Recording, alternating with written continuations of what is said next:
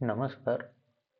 आज आपण बघणार आहे ArcGIS सॉफ्टवेअरमध्ये फीचर एक्सट्रॅक्शन कसं करायचं ते. सर्वप्रथम तुम्हाला तुमच्या ज्या वेक्टर फाईलमधून फीचर एक्सट्रॅक्ट करायचं आहे ती फाईल ॲड करून घ्या. मी माझा डेटा डेस्कटॉपवरती फोल्डरमध्ये सेव्ह केलेला आहे.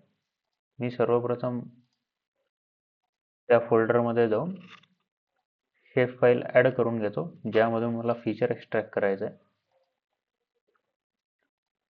फाईल ॲड केल्यानंतर तुम्ही इथे बघू शकता, इथे हा इंडियाचा मॅप ॲड झालेला आहे.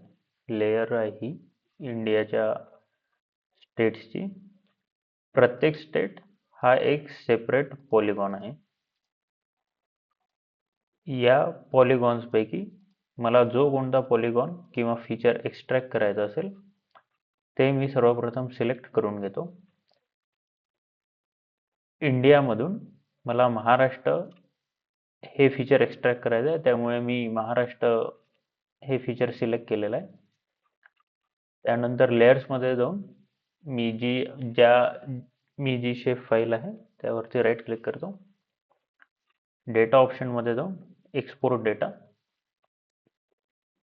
आउटपुट फीचर क्लासमध्ये तुम्हाला तुमचं एक्सट्रॅक्टेड फीचर ज्या कुठल्या फोल्डरमध्ये सेव्ह करायचं असेल ती फोल्डर सिलेक्ट करून घ्या. मला माझा डेटा डेस्कटॉपवरती सेव्ह करायचा आहे, त्यामुळे मी डेस्कटॉपवरची फोल्डर सिलेक्ट करून घेतो. तुम्ही इथे तुमच्या शेप फाईलला नाव सुद्धा देऊ शकता. मी महाराष्ट्र एक्सट्रॅक्ट करतोय, त्यामुळे मी MS स्टेट असं नाव देतो. सेव्ह. हा इथे पाथ शो होत आहे ज्यामध्ये मला माझी एक्सट्रॅक्टेड फीचर सेव्ह करायचं आहे. त्यानंतर ओके. त्यानंतर एक डायलॉग बॉक्स ओपन होईल. त्याला जर येस केलं तर तुम्ही जे फीचर एक्सट्रॅक्ट केलेलं आहे ते इथे तुम्हाला लेयर्समध्ये शो होईल. इथे तुम्ही बघू शकता, आपण महाराष्ट्र ही स्टेट सिलेक्ट करून एक्सट्रॅक्ट केली होती, त्यामुळे आपल्याला फक्त ते फीचर इथे दिसत आहे.